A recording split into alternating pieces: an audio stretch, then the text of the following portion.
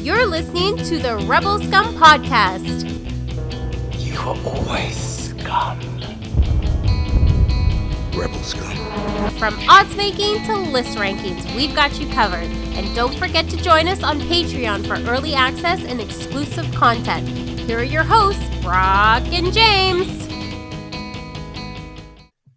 I don't know if you read this, but Giancarlo Esposito says that answers to the Mandalorian will start to be revealed in seasons 3 or 4, and the internet went ballistic because there's going to be a 4th season of the Mandalorian, even though Bob Iger said so in his conference, his investor call like a year ago. He was like, yeah, we'll go 4 seasons and we're going to do spin-offs. But Giancarlo Esposito says that everybody forgets that Bob Iger said it a year ago. The only thing I will say that is exciting about that is that I am excited for more Star Wars and more Mandalorian. Oh, yeah. Absolutely 100% thrilled because I love season 1 of The Mandalorian. Do you have any doubt in your mind? By the way, I'm James. He's Brock. This is the Rebel Scum Podcast. Huzzah! Hi. Is there any doubt in your mind that you will enjoy season 2 of The Mandalorian? Do you think, and I should rephrase this, do you think it's going to pull a Fonzie and jump the shark at all this season? Because we've heard Ahsoka, we've heard Boba Fett, we've heard Rex, we've heard Cody, we've heard many things that could suggest a shark will be jumped.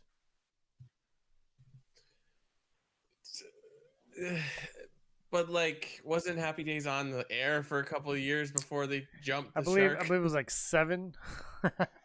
Yeah, but ran out of ideas. Well, no, but they took them that. Well, they ran out of ideas before that, but it took them that long. It could take a show like The Mandalorian less than that. I'm just asking a question here. I don't actually believe it because poopy poop. No. Yeah, no, it's gonna be good. You might not like it because, the first season is if it brings you in, you get excited, and usually the first season's the best season, right? So, I would strongly disagree with that. Yeah, there you go. Roll your eyes. Here's why. There's a lot of times when the first season's very good, but a lot of times, and I think this could be the case for The Mandalorian, they're getting their feet wet. They're learning what their show is, and then later on, I would say season 3 of good shows is when they figure it out, and those are usually the strongest seasons of them all. Is season 3. This is based on nothing at all. I haven't seen many shows, but it did look. The first season, you're like, these are the characters, this is the scenarios, this is what we're doing. Second season, you've kind of figured it out. Yeah. Third season, you're like, okay, we're all in on it, and then you move on from there. So I mean that. No, continue. No, I had nothing to say. I was just you were silent. I think most sitcoms are kind of like that, so you're not wrong. And The Mandalorian does show that, where it's like, here's a new character and here's a new thing, and it's like there's not a whole lot of depth. But I don't know. I guess the first season is very, very good, and now they know that people are interested in this character because it is a gamble. They're like, oh, here's a Mandalorian. What's a Mandalorian? Most people don't know. They're like, that looks like that Boba Fett character. Yeah. And they're like, well, that's a Mandalorian. It's like, okay, we're on for the ride. And then it's the flagship show for a streaming thing. I don't know if you know this, but it tied a Star Wars record for the most awards won at a single award show. Yeah, right. I don't know what it tied. I would guess like A New Hope or something. You'd have to think. It's not the holiday special or the Ewok movies. I would hope not. We talked about it last week a little bit. I was really excited that it won cinematography. Music was a big win. It obviously didn't win the big awards with the best drama and whatnot, but it won 7 of 15. Of its 15 nominations, it won 7.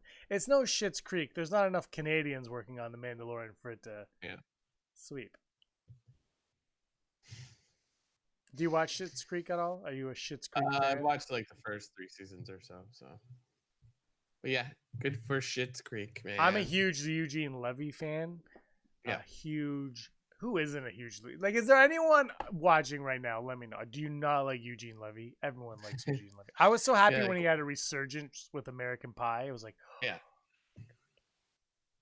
What iteration of Eugene Levy do you like? Yeah. There's several. He's like Batman. SCTV, classic. American Pie. But the thing, there's a new American Pie coming out. Did you know that? God, it's like, I guess it's like the female perspective because I think it's anyway, I didn't watch the trailer or anything, but I saw that it was because I go on the movie store online and I look at like movies because they go on sale, and then they had like coming soon, and the coming soon has been very depressing lately because there's been no movies coming out, right? It's been like, you're gonna like this animated Scooby-Doo show that we're selling. Like that's what it's been, like 90 Scooby-Doos. The Scooby-Doo first Halloween adventure is coming out, by the way. And they had an American Pie Girls Way, or the Girls Say All, or I don't know what it's called. But Eugene Levy is not in that because I was going to say he's been in, I think, every single American Pie and American Pie spinoff. Yeah. So. Since and then the fourth one, when they killed off his wife, that was sad. The American Pie expanded universe. I think Eugene Levy should be in Star Wars. Case closed. He probably would have been. You know what? If the prequels were made today, he would be Dex. Sure. Obi-Wan. Well, hi there, Obi-Wan. The Mandalorian, those 7 awards out of 15 nominations is very well done, and won a lot of the ones you would suspect it to, but for me, cinematography and music really stood out, and those were really prominent, I thought, in that show. Yeah, man. Do you like The Mandalorian? Okay. Also, we got to bring in this. I was not on the rundown today, Brock, but we got to talk about Tony Gilroy is once again not involved. Cassian Andor went from everybody's been involved, but Tony Gilroy will not be directing the first 3 episodes. They have the director of Black Mirror coming in to do the first 3 episodes. But this is different. This is COVID related. Clearly, Disney, Lucasfilm, they have a date that they want this thing to hit Disney Plus. I think that's the key. I think they have a date they want to hit Disney Plus. I feel like it's going to be October, November next year is when they want it to hit because they need something to get us to renew. And so because of COVID, Tony Gilroy's probably in England or somewhere, and he can't travel. And because he can't travel, they had to find someone else to direct the 3 episodes. He's still on as showrunner and executive producer, so the scripts are all going to go through him. There'll be a certain continuity. I'm sure he'll Skype into the set every single day. What did you make of this news? I read an article where it's like Cassian Andor news surging ahead and like has new director. I'm like, it's like that's not huge, but I'm all for it. It's like, yeah, I get it. You have to tell this director's track record, and I know he did the SS McAllister episode of Black Mirror, which is a good one. And apparently he's done this show Utopia that is not out yet on Amazon, but I looked it up and it looks pretty sweet. So he definitely exists in the thing, but it doesn't matter because I'm sure someone's writing Cassian Andor. So it's Tony Gilroy still. Yeah, exactly. See, he's still the showrunner too, right? Yeah, so. Yeah, he's still on. This is what's gonna get annoying though. Is I don't know the name of this new director that they had. I don't really watch Black Mirror or anything, but I'm sure he has a reel, and I'm sure that he is qualified and talented, and they did their due diligence in hiring him to direct these 3 episodes. Yeah. And if you look at, let's say, the directors of the Mandalorian season 1, and you tell me that everybody's most excited about Deborah Chow, and I would say, well, most people had never heard of Deborah Chow before they seen those 3 episodes. So I would, just sit back and relax and enjoy the ride. I've said this enough where I'm kind of getting tired of knowing too much about the behind the scenes, because there'll be a review of casting and be like, and you could really tell that the director mix up, but that's coming from some snotty ass pig of a fake critic is going to be saying that, and it's just I don't want to hear that. I think it doesn't matter who's behind the camera to us as long as they bring their A game. And we shouldn't notice who's behind the camera. It should be the Cassian Andor show, and it should be Diego Luna and K2SO, and that should be what's selling us on this show, not the way the camera panned from left to right. Yeah, absolutely. Like, it's nice when stuff looks good, or it's whatever, but like, it's gonna look good. That's the thing. Like, there's I don't see a scenario where it doesn't look good, because it's almost impossible. When they're gonna shoot on the volume, they have the technology. It's gonna be impossible for it not to look good and look like Star Wars. Those are my thoughts. I don't know. Yeah. So I don't know. Just give us content. Like, I pay for Disney Plus. I'll watch anything. Well, COVID kind of, I think, screwed over some of that stuff. Yes. But like, still, No, I make know. content. There's an Olaf special coming out, Brock. There's an Olaf special, so you got that to tide you over for some time. No, you know what? In what you're saying, from what I've noticed, is then when Disney Plus had that big announcement, like, we're coming out with Disney Plus, they were like The Mandalorian, and they mentioned all these shows, and really it's just been The Mandalorian. Like, how many of their own shows do they have? And I don't mean the docu-series style shows, because those can be whipped up, and those aren't very costly. But how many of their own shows? And look, I'm not familiar, so I could be dead wrong, but I don't think they've produced that many original series for Disney Plus right now. I mean, there is stuff, but it's like, Yvette Nicole Brown from Community has like a game show. But it's a game show, yeah. Like, 1 or 2 game shows. There's that Earth to Ned Muppet show that I thought that was the new Muppet show that was. But isn't that a bunch of watched the shorts? first episode. No, it's like a full 30 minutes. Oh, I thought it was just like a short little. No, yeah. So there is stuff, but it's like, it's for kids. So it's like, we might find it fun, but it's not overly engaging. Actually, I'm surprised that the Dark Crystal stuff didn't come on Disney Plus. I guess it's rated PG. Well, no, Netflix had the rights before Disney Plus was a thing. Full exclusive, yeah. So now, but Netflix canceled it. Yeah. They canceled the Dark Crystal, which I'm a huge fan of. That first episode was something. But look, there's an opportunity maybe for Disney to pick that up and continue it on Disney Plus. I highly doubt it. I think that's part of the issues with Disney Plus, I think, has been the family friendliness of the content. Like, yeah, exactly. I will say WandaVision I thought that trailer was fantastic. I don't know what's going on, and I don't care. I was all in. It's clearly their comic book costume parts are going to be part of a Halloween party. Yeah. But I thought it looked great. Falcon and Winter Soldier obviously is being delayed, and I have no idea what that'll look like. But and Mandalorian also, I feel like Falcon and Winter Soldier will be on the same level as Mandalorian in terms of action and the age group. Those aren't necessarily for kids. And it's weird that Disney Plus has this thing where they want to be all for kids, because if you remember High Fidelity, the TV show with Zoe Kravitz, that was supposed to be on Disney Plus, and they're like, oh, it's too adult, so they put it on Hulu. Now it's been canceled. Yeah.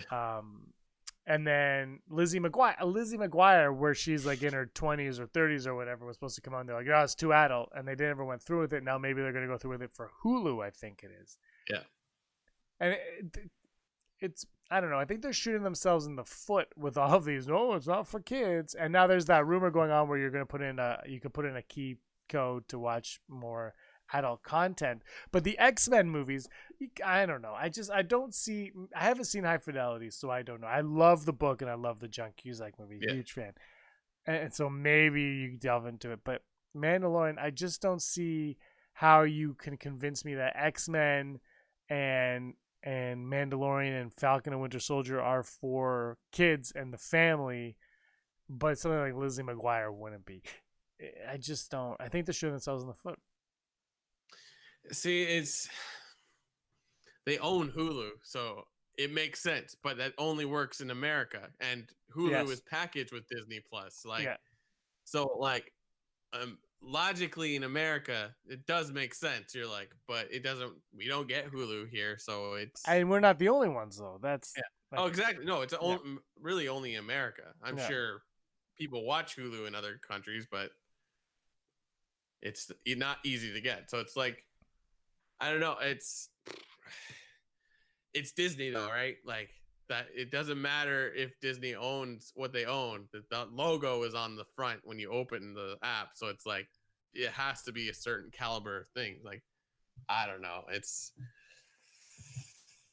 I don't know. Yeah. I think there's a way around it. They're gonna figure it out because I think they're gonna gain more subscribers if they can. Like Logan is an extreme, clearly, and Deadpool's Deadpool. I don't know if they'll ever have a place. I don't know why they like there could be a section where you go to it and it is more mature content like that, and they could say, and then the passcode can work, and then hopefully they'd make a way around putting a passcode, because every time I go on Disney Plus, I don't want to put in a passcode because at the current state of my life, I don't have any children running around. Maybe at one point I'll have to put in one, but right now I don't see that happening. So I don't know. I just look Mandalorian. Is there a concern that they'll start babying these Star Wars shows to fit their family-friendly agenda? And also, Brock, the question I really want to ask you is what the hell is going on with Obi-Wan Kenobi? I don't know. It's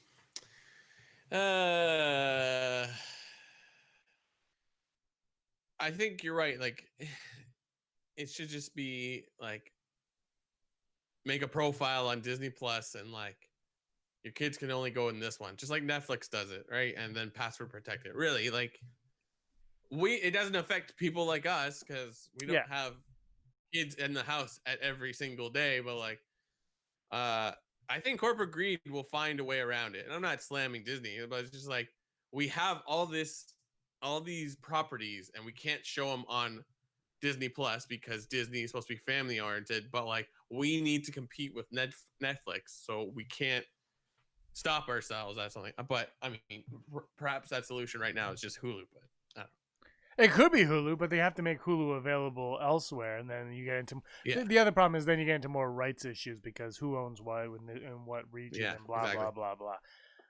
No, I think you do it within your own app. Yeah. I mean, I think it would be in their best interest just to phase out Hulu and put it all into one, wouldn't it? Like, sure. I don't know anything about this stuff. What do I know? But I have so many right now, and a lot of them I get free through my provider, not Hulu or Disney or anything cool, like the lesser ones. And I look at them like these are so redundant because I get them through my provider. I feel like we're reversing into like no more cable. It's all going to be streaming, and we're going to pay like one streaming provider. Like it'll be Apple and Android, and you'll be like, pay us $100 for a month, and we're going to give you everything. That's what it's going to end up being. It's going to be, again, you get everything.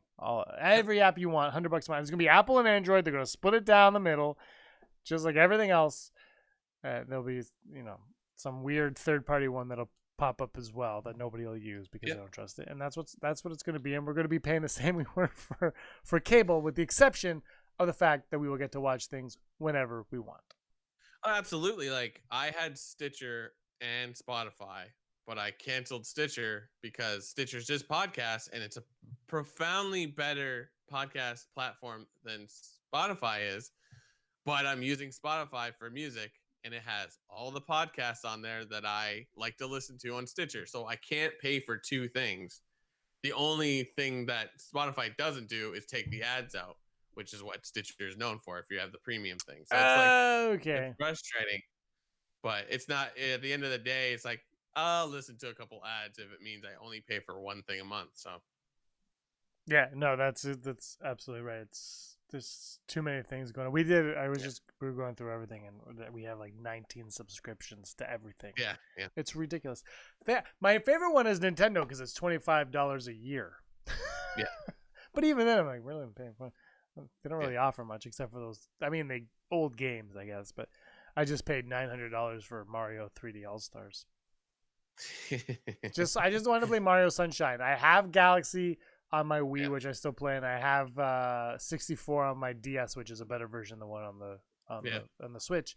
I just wanted to play Sunshine. I had to pay $80 to play freaking Sunshine. I'm the only one that likes Sunshine, and they couldn't just give it to me. I called them several times. They wouldn't do it. I don't get why they don't put more old games on. Like, They're charging top dollar for it. They're doing it like crazy. Nintendo's a scam. That's it. if they released all the original like Pokemon games on Switch, I would probably buy all of them. Yeah, that's what I just did with these Mario games. I kicked myself the whole way getting it. I was like, oh, you son of a mother. Yeah. But it is what it is.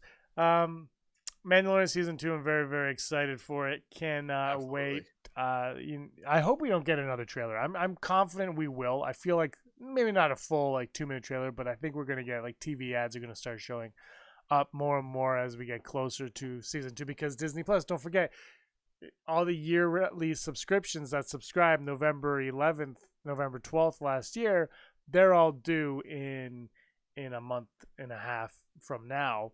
So they're gonna want you, Brock, to pony up your another year, and they want to that's right. Exactly, and they want to remind you that The Mandalorian Season 2 is coming October 30th, and to do that, they're gonna say, well, he's not watching it right now. He's watching Monday Night Football. Let's put a commercial for it on Monday Night Football. Oh, he's not watching this. He's watching Big Brother. We'll put the commercial on Big Brother. So commercials are gonna start to peep in. I'm hoping, I don't know about you, but I'm hoping they don't show too much. If you remember last year's stuff, we got IG-11 speaking towards the very, very end. I think that was the only real giveaway was, oh, he's a Mandalorian or something he said. But we got him speaking. So I just hope we don't get too much given away. Yeah.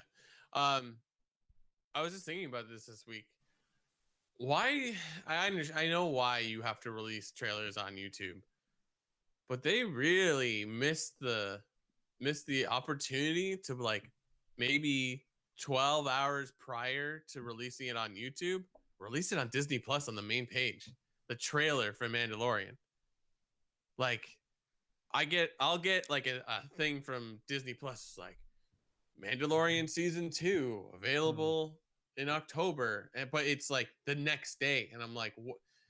I mean, that could be fixed, but really, drop the trailer on the thing, make it a thing. People will click on it, and I don't know. It's make it an exclusive thing that you want it, or just behind the scenes thing and release it. We don't want to know more about Mandalorian, but you know what I mean? There's an opportunity that's completely 100%. missed here. They did it with Rise of Skywalker. Remember, they had that really crappy clip that you could watch day, the episode of The Mandalorian that aired on the Wednesday instead of the Friday. You could watch a clip for Rise of Skywalker, which in the movie's fine, but as a clip, you're like, okay, it was nothing. They are missing opportunities to do that. I don't know if this was their plan to release this trailer when they did, because I know somebody had an Xbox One, and the Disney Plus app on that Xbox One gave away all the screenshots for Season 2 that they're planning, the wallpapers for it. That's what I heard anyway, that it was an Xbox One happening. So I'm not sure if that was when they planned on dropping that trailer, but again, they could have put that on any time. They can be like, hey, rewatch The Mandalorian and watch The Mandalorian Season 2 trailer now.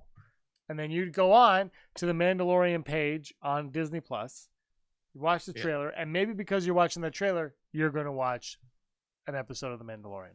That's how it works, right? You get excited for it. You get amped up. You're like, oh, man, I love The Mandalorian. I'm going to watch this episode from Season 1. And then maybe you end up watching a second one and then a third one. And then all of a sudden you're on their app. You're downloading their content. You are the reason that they exist now. And I know. I don't disagree with you at all. It's just perfect marketing research, because they're like, how many people are actually watching the trailer on the thing? Maybe they've already done that. I don't know. But you're right. If you watch the trailer and they're like, I'm going to watch an episode because it's 30 minutes, that would be interesting, don't you think? It's oh, and that's like you just described it. That's classic marketing. It's oh, I've seen this. Now I want to go do it. So, Yep. I think that, I don't know this. the handling of Star Wars as a whole right now is baffling to me. Star Wars, we talk about this all the time. Star Wars is all about merchandise and merchandise. Remember when The Force Awakens came out, everybody made fun of it. Like, oh, look, the oranges have a sticker with BB-8 on them. You know, or like, that apple has R2-D2. Everyone made fun of it. But that's what Star Wars is. Star Wars is in your face. They want to be there. And then all of a sudden something happened, and they said, nah, we don't really care. Star Wars isn't there anymore. Yeah, red stormtroopers. I hope you like them. And they just have forgotten everything. Like, The Mandalorian wasn't plastered anywhere, really, last year. So, yeah, I think they're missing out on that. Like, you know, like the Baby Yoda thing, I get why they held Baby Yoda on as a secret for so long. I get it. And now the toys are out. But there's still, like, there's a few. I feel like there's still, well, I mean, even Star Wars Celebration, the store, like, there's no Baby Yoda anything on that thing. That is your prime jewel right now. The savior of Star Wars is Baby Yoda, and they've been like, no, we weren't going to even mention Baby Yoda at Celebration. What? Who are you? So the whole thing is, to me, it's like, come on, get your act together, man. Baby Yoda, you're marketing High Republic with a picture of young Yoda. You know Yoda sells. Now you have the cutest version of Yoda who's selling like gangbusters, who everybody has fallen in love with, and you're hiding him away. Absolutely. I don't know. Cara Dune. Yeah. Cara Dune. Do you want to go over to Never Tell Me the Odds? Never tell me the odds, James. 185th episode of Never Tell Me the Odds. Have we done this since the start?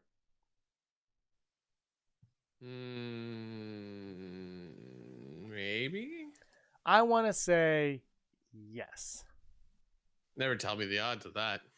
Hello.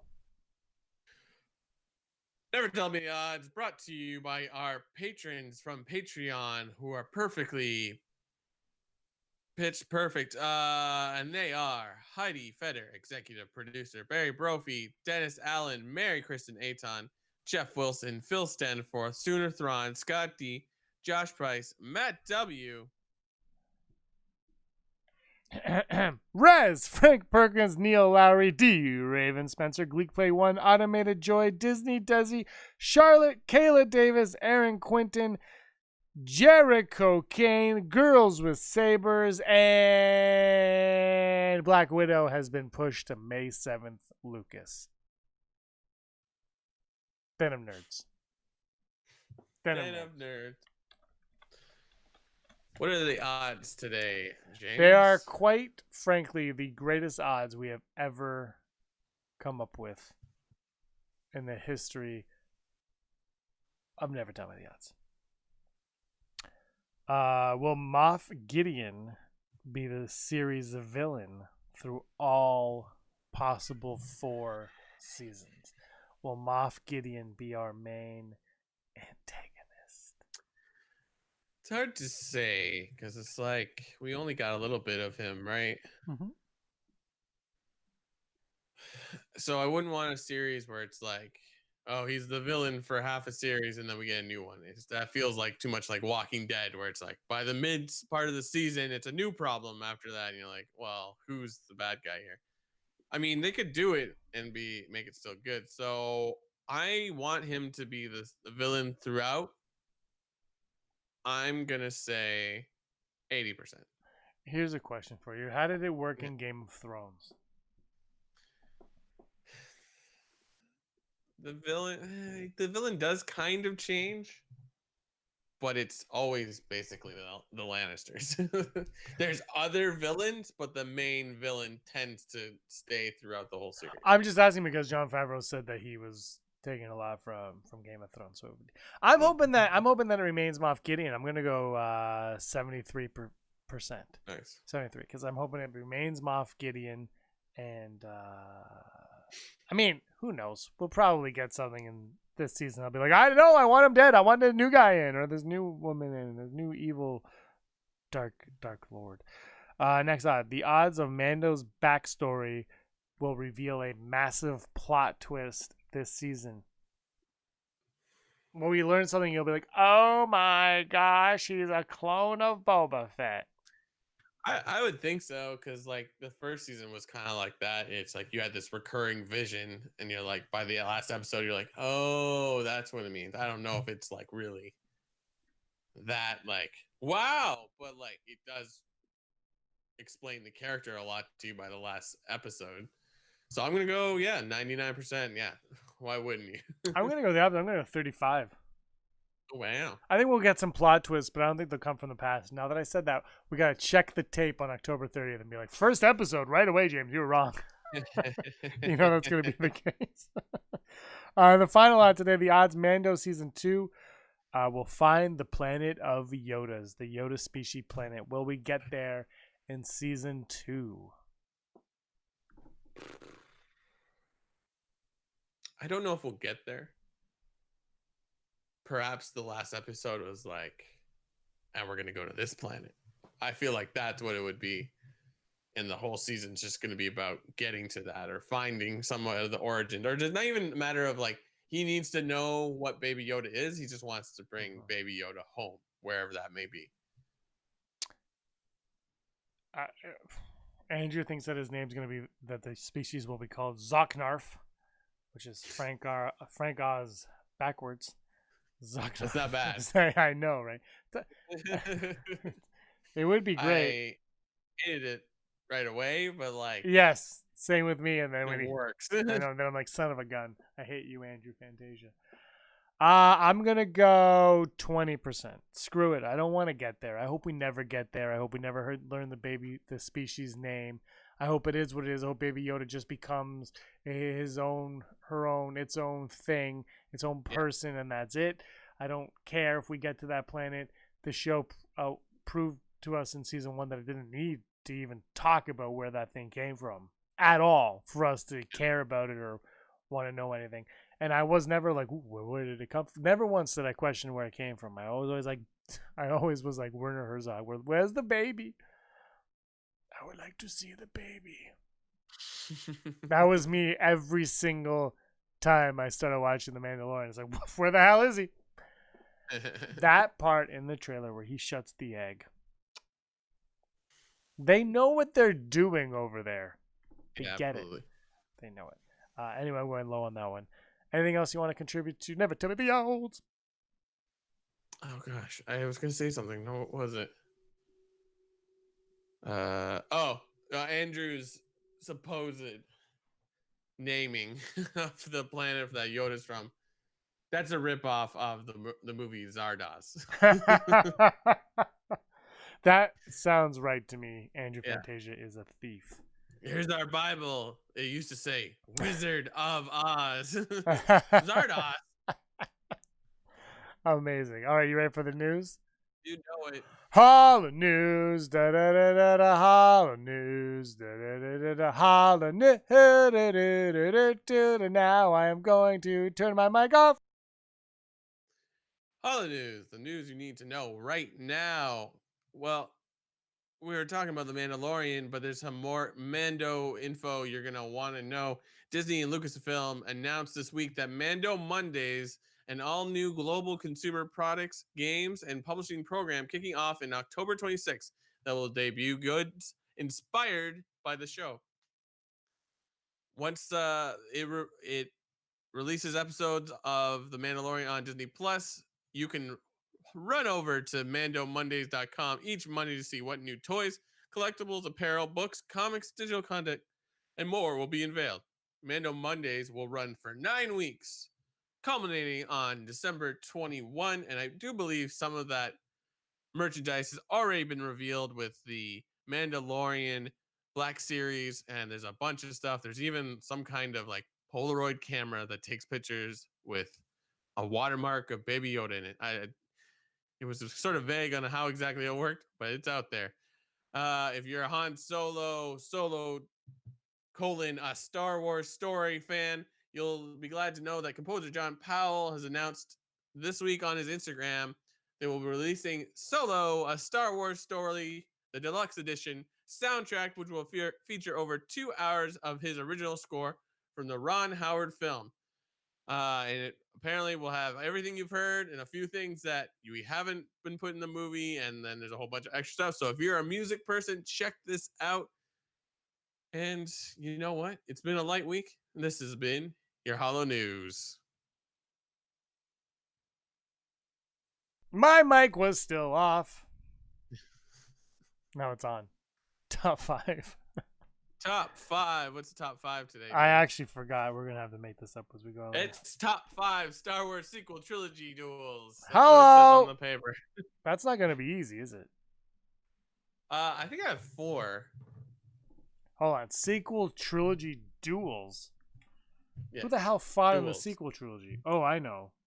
Phasma and Finn. My number 5 is Phasma and Finn. My number 5 is Phasma and Finn, because I didn't think of that till now. It was good. I liked it. It has our name in it, so obviously we love that duel. Number 4 will be Rey and Luke from The Last Jedi, when she's like, blah, blah, blah, and he knocks him over, and he goes, this will not go the way you think. That's a duel, bro. My number 4 is the Kylo versus Rey on the Murder Planet. Our first really big lightsaber battle for the series, I suppose. And I thought it was pretty good. The opening of The Last Jedi with the ships. That's a duel. I don't care. My number 3. I'm gonna go. Oh God, what was it? I know my 2. Hold on. It's like Okay, I should write this down or something.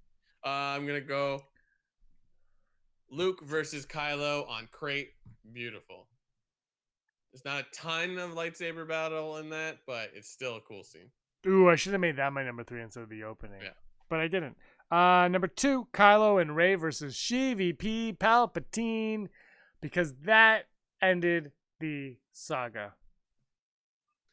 My number 2, Praetorian Guards, versus Kylo and Rey in Last Jedi, the throne room. That's right.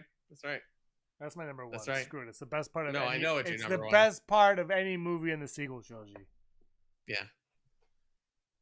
But number 1 is Palpatine versus Rey. No! That's the part when, like, Kylo's gone and they're like, I am the Jedi! And they're like, I am immortal. Oh my God. I think you told me you had that, but this is the first time I've seen it. Wait. So we got Yoda. Check this out. Yoda. Hold on. Oh, Dooku. 2 types of Yoda. We got, how many Yodas are there? At least 2. Check this one out. You have all these things and you don't sit in front of them. my series will not be produced. I don't recall ever owning a droid. This matches my Last Jedi. Look at that. Yeah, why are these not on the wall behind you? I haven't had a chance yet. People listening are like, this is boring. He has standees, Yoda standees, and now Princess Amidala, Qui-Gon Jinn, and Obi-Wan. And Anakin. Check it out. Oh, there he is. Dude, there's so many in here. Yeah. This is, Steve, my friend Steve got me these. Check this one out. God, this one's dusty. Darth Maul.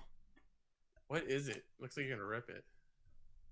Is it like, it was part of something? Like it stood out on the side or something? It got stickers on it. Yeah, it must have been part of Weird standee. Okay, hold on. Phantom Menace. And Star Wars. Do you want a Naboo clock?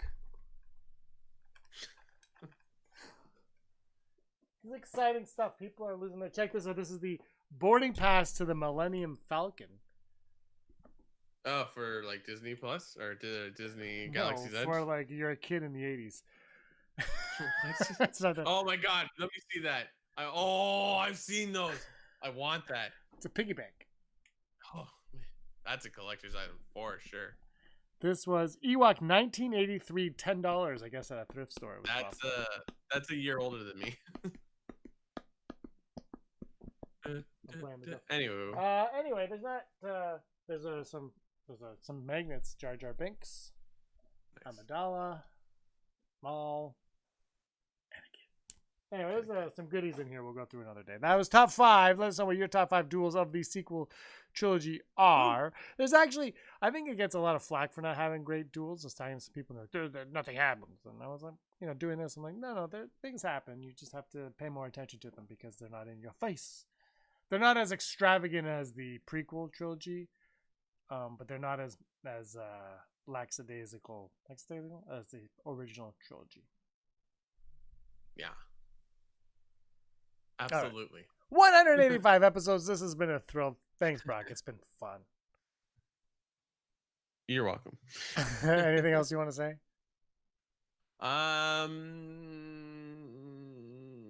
No. Apparently Dr. Aphra issue number 4, there is a preview on StarWars.com, so if you're reading that, go check it out. I hear it's good. I haven't been reading comics. Me neither. I will check it out though because I'm interested. I haven't gotten into Dr. Aphra. Not that I haven't wanted to or anything, but I just have not had a chance to. I'm looking forward to it. So I will. Anyway, this has been episode 185. I'm James. He's Brock, and he was always Scum. Rebel Scum. Hey scumbags, thanks for watching. Don't forget to give us a thumbs up on our video. As always, please subscribe to our YouTube channel, Rebel Scum Podcast, for all the latest videos.